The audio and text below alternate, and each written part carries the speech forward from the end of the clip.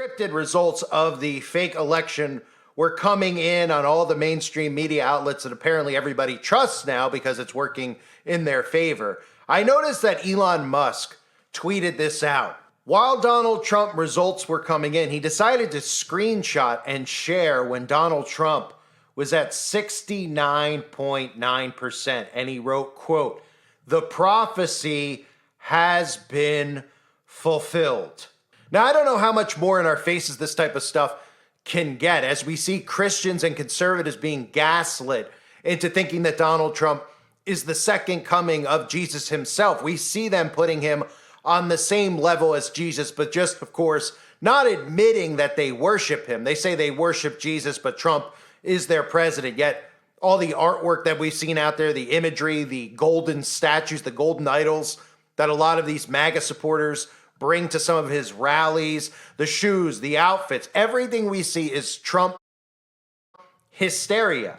And of course, it's understandable why people are turning to Donald Trump, because our government has shown that they are not working for you. People become so discouraged with the government that they're putting hope in man. But the Bible has warned all of us about not putting our hope in man. But clearly, most Christians just continue to get deceived. And when you see Elon Musk tweet this out, I mean, are you not seeing what I'm seeing? Flip the 2 9s. 666, the prophecy has been fulfilled. Now, obviously, we're living in a time period where most of these people are not going to see any of this stuff that's actually right in front of their faces. They refuse to see the fake assassination attempts as actual scripted events where they were completely done to bring and sucker people in further. If they wanted to off him, they would have offed him. But we have to pay attention to these things that are happening right in front of us. Elon Musk is literally the face now of the MAGA movement. This is the same guy who is currently running trials and running human experiments with the Neuralink, where people are getting technology implanted in their bodies that is able to get them to perform things like telepathy, which are forms of witchcraft and sorcery, where their thoughts on their mind are being relayed to screens and to technology. Elon Musk, of course, had to get sided with Donald Trump because this deception that's going to go on is going to be geared towards Christians. So the prophecy has been fulfilled. You would think that Christians who are following the fake election would see this, that they might have an understanding of the book of Revelation. I know most 501c3 churches, which of course all support Israel, all support Donald Trump, do not actually read the book of Revelation. But for those of you that don't know, Revelation 13, chapter 13, verse 18, "Here is wisdom. Let him that hath understanding count the number of the beast, for it is the number of a man, and his number is 666. Now, you might say that that says 69.9%, but Elon Musk using terminology like prophecy being fulfilled, and everybody out there should know the law of reversals, that these numbers in front of us can be flipped upside down. It could be 99.9%, but inverted, that would still be 66.6%, and you'd have your 666. And what are the comments underneath the post that Elon Musk makes? Well, it's just people saying the prophecy has been fulfilled and even surpassed. We keep seeing surges of 70% chances to win for Trump. Trump is winning. It's God's will. Israel prays for Donald Trump. We need him now more than ever. Prophecy will be fulfilled soon. Prophecy, prophecy, prophecy. Someone says America has been given another chance to renew the commitment of our great and generous nation to the principles that made America's shining beacon of the freedoms that make men giants. Yes, Elon, the prophecy has been fulfilled. Praise God. So, of course, we have people now speaking on behalf of God, which is frightening enough to see people who are automatically saying that this is God's choice. God has chosen this person. They refuse to believe that there are wicked people who are playing and deceiving them, right? They refuse to read the Bible about great deceptions, the Antichrist, and performing miracles and wonders, all these things that are ahead of us that might actually be unfolding right now. And again, you see the 666, right? The 69.9%. Where else have we seen the 666 associated with Trump? Well, we've seen it all over. We've seen Donald Trump, even the logo for MAGA is this AOK sign that Trump's been holding up for 8 years. People take selfies of themselves holding it up. This is the 666 sign. He is not showing the symbol saying things are A-OK. He's not showing this saying he's a fan of professional wrestler John Cena. That is the 666 sign that they flash up that we see celebrities do all the time. How come when the celebrities flash it, everybody points a finger and says, look, they're Satanists, they're holding up the 666. But when Trump does it, he gets a free pass, right? When Trump does it, it's not a big deal. When Trump does it, he's not referencing that. But when the celebrities are doing it, of course, then the majority of people say to themselves, yeah, they're holding a 666 up over their eye, whether it's Lady Gaga or the thousands of photos we've seen over the years of that being associated with the mark of the beast, that symbol, right? Not to mention the fact that Trump has a plethora of other things associated with him that could make us look at him as potentially the Antichrist, right? For those of you that don't know, his grandmother died on June 6, 1966. A lot of 666s in there. MAGA itself, okay? If you don't know the Church of Satan, MAGA is the highest degree in the Church of Satan. Then, of course, we had the fake assassination attempt, right? Revelation chapter 13, verse 3. And I saw one of his heads as if it had been mortally wounded, and his deadly wound was healed, and all the world marveled and followed the beast. What has happened since Donald Trump was shot in his ear? We don't even see a mark on his ear. He talks about how it miraculously healed. In fact, if you haven't seen some of the checklists out there about Donald Trump and the Antichrist, I highly recommend people start looking at it, because I think the majority of people believe that Barack Obama or Bill Gates or Dr. Fauci is the Antichrist. And I understand why, but if you actually look at what the Bible tells us about the Antichrist, it's going to be Christians who are deceived. Not many Christians are going to be deceived by Barack Obama, right? Look at the checklist with things that align with Trump and align with the Antichrist. Is he the lawless one? Check. Is he the boaster, speaking of his own greatness? Clearly, check. Is he the arrogant one? Check. Is he a pathological liar? Check. Is he the builder of towers? Check. Does he routinely break treaties? Check. Does he demand worship constantly? Check. Is he deceitful and attempts to lure the church into following him? Check. Is he the man of sin? Check. Did he brag to be the chosen one? Check. Does he show no compassion and no empathy? Check. Is he the son of perdition? Check. Is he the destroyer? Check. Does he constantly try to make himself look great? Check. And those are all backed up by biblical quotes. Now, you might look at some of those things and say, no, he doesn't do that. He doesn't do that. And he didn't do that, based on your perception of Donald Trump, right? But what is the other thing that's lingering with the potential Trump presidency? Everything going on in Israel, the 501c3 churches, which are designed to align Christians with the synagogue of Satan directly, to think that we need to go into war and protect Israel. And what has Donald Trump been saying? He's been saying things for months now about how he's going to bring peace to the Middle East. He tweeted out, during my administration, we had peace in the Middle East, and we will have peace again very soon. I will fix the problems caused by Kamala Harris and Joe Biden and stop the suffering and destruction in Lebanon. I want to see the Middle East return to real peace, a lasting peace, and we will get it done properly so it doesn't repeat itself every 5 or 10 years. I will preserve the equal partnership among all Lebanese communities. Your friends and family in Lebanon deserve to live in peace, prosperity, and harmony with their neighbors, and that can only happen with peace and stability in the Middle East. I look forward to working with the Lebanese community living in the United States of America to ensure the safety and security of the great people of Lebanon. Vote Trump for peace. In 1 Thessalonians chapter 5, verse 3, for when they shall say peace and safety, then sudden destruction cometh upon them, as travail upon a woman with child, and they shall not escape.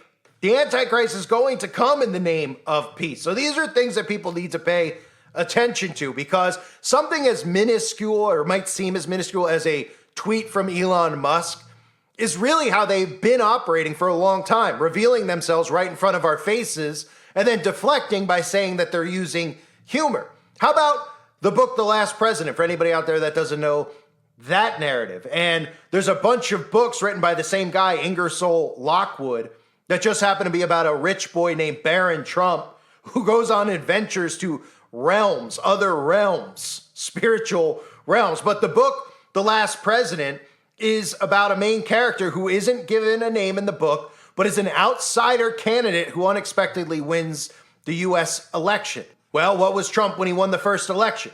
right? Nobody expected him to win. He's quote unquote, at least presented to us as an outsider, an enemy of the deep state, someone who's going to drain the swamp, right? Well, it's right in that book. His victory shakes the nation, inciting widespread fear, panic, and outrage, particularly among the elites and residents along Fifth Avenue in New York. In the novel, the new president promises to dismantle corrupt government institutions and strongly criticizes the media for its role in manipulating public opinion. He claims that they purposely fuel division and unrest among the people, which goes into his narrative about fake news, right?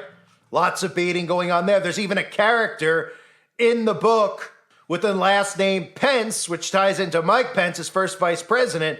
And the book ends suggesting that a dramatic shift in the U.S. leadership hints at a point of no return for the United States of America's political system. So that's another narrative that's out there that we need to follow. Of course, the narrative with Barron Trump and the Antichrist, I'll cover in separate videos, being potentially the Antichrist, how he's slowly being presented to us if there is some type of a quote-unquote assassination attempt against Trump where they tell us that he's no longer alive. Could we see Barron Trump rise to power? These are all things that we have to keep an eye on. But in the middle of an election, right, a fake election, but in the middle of all this chatter where everybody's online, everybody's trying to figure out who's winning what state, they love, again, calling the news fake, but then when they're telling them the results of the election, they're going to believe them, right?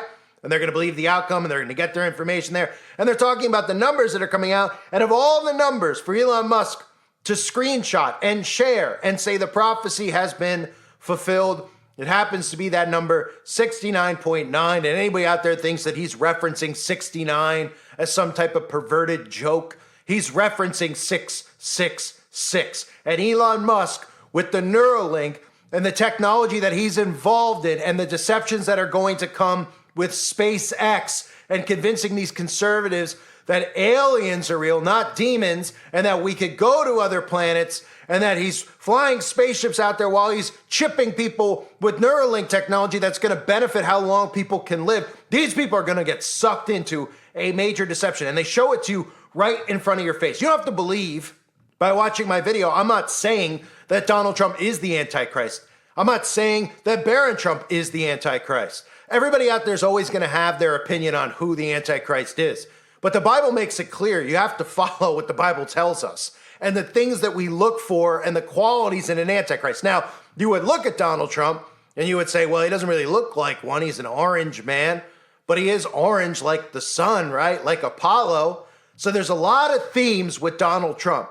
And we have never seen so many Christians so sucked into something like they are now. And again, think about how the church has brought people into this. All the persecution, which really, if you think about what Christians have gone through throughout the years, if you think back to the Armenian genocide, Christians have gone through a lot worse than what we're going through right now. Losing free speech is nothing compared to what a lot of Christians have gone through throughout real history. They've been persecuted. They've been executed. Okay, so to compare what's happening now with, transgenders in libraries to that is ridiculous. But most people feel this heavy oppression on Christian shoulders because all of these people, all these famous people are doing all these things to gaslight Christians by making them upset with what's happening in the world, what they're normalizing, what they're not. And instead of Christians taking matters into their own hands and saying, we don't need to send our kids to school in the first place, right? Getting all upset about the curriculum in the school and what they're trying to change. What they should be saying is, why are we even sending them to school? Oh, why? So you could have off from 9 to 3 and you could go work a job at a desk because maybe you need the money or maybe you need the fulfillment to say that you have a job so your friends don't make fun of you for being a stay-at-home mom. The simple fact is that kids shouldn't be getting sent to these institutions. They're indoctrination camps. So when they do this stuff, you should just be saying, well, we don't need the system. We don't need Big Brother to tell us how to raise our kids. We should be raising our kids in the Bible and raising them by teaching them trades that'll help them survive, like how to grow food, how to do all sorts of things that you don't actually learn in school because the majority of stuff you learn is just fake history so that they could control your thought process as you leave the school system and think that this is real and that's real when it's all make-believe. So because of all the stuff that they've done over the last couple of years, Christians have more and more turned to that you don't actually learn in school, because the majority of stuff you learn is just fake history so that they could control your thought process as you leave the school system and think that this is real and that's real when it's all make-believe. So because of all the stuff that they've done over the last couple of years, Christians have more and more turned to Donald Trump because they're exhausted. They're looking for somebody in power, somebody out there who has a voice to defend them. And that's what they look at him as. They look at him as if he's defending them against these sick psychopaths. But they don't realize that he's one of them, and that the Bible warns so many times about deceptions, about tickling ears, about the qualities to look for in the Antichrist, his wound being healed. All this narrative now about divine intervention saving him from the bullet, magically being healed. And then everybody saying that God has put him in this place to turn America around. They've convinced themselves of this. That is part of the psychosis. And they're going to believe whatever Donald Trump does going forward, they're going to be emotionally invested in it. And they're not going to see the truth. So if Donald Trump is revealed as the Antichrist, or Barron Trump is revealed as the Antichrist, they're never going to see it. Just like they don't see the stuff that we're talking about. I've seen so many of them come over to my channel and they're like, oh, he's talking about things that, conspiracy. So he's definitely a Trump supporter. And then when I don't support either candidate, they think that I'm supporting Kamala Harris. They don't grasp the whole both sides are controlled. They can't grasp it. They are so indoctrinated with believing that their vote counts and that you have to be a part of one political party or the other, that if you don't pick Donald Trump, then you're not even a Christian in the first place. That's what most of these people are saying.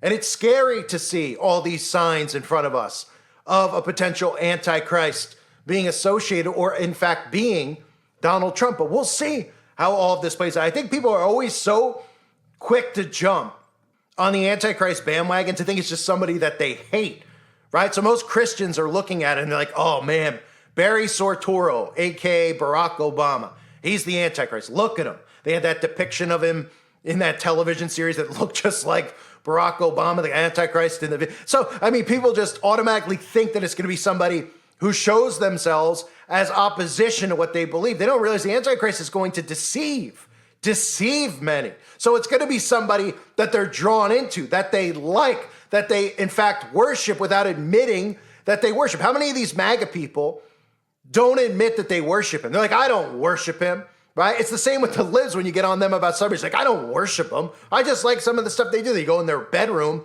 they got posters of them, statues, tattoos of these people. And they're like, that's not idol worship. We've never seen idol worship like this, right? The Christians are rolling out statues, literally golden statues, which, they aren't familiar with the golden calf. They aren't familiar with Bible verses about this. And they're not. They're not, because the churches don't teach them. The majority of churches right now are preaching that Donald Trump is going to save America. And that's all that they hear. Their ears are being tickled. They're not looking in the right direction for who could potentially be deceiving them. They just see one enemy. They see the Democratic Party and they associate them with Satan himself. And there's a lot of truth to that. We see all the Satanism that the Democratic Party normalizes. We've seen what they've done through MK Ultra and all this mind control programming to convince people to be the opposite gender, to convince people to enjoy this preference in the bedroom. That's all very clear for people to see. But what they don't see is that they control both sides. Satan controls both political parties. And what would Satan want to do more than anything else? Deceive Christians into worshiping the Antichrist. And it seems to me that there's a lot of Christians out there who are getting very prepared to be led astray and have zero clue about what's actually going on. I thank everybody for being here. Hope you're all doing well. Let me know what you think in the comment section below. God bless all of you as always and your families.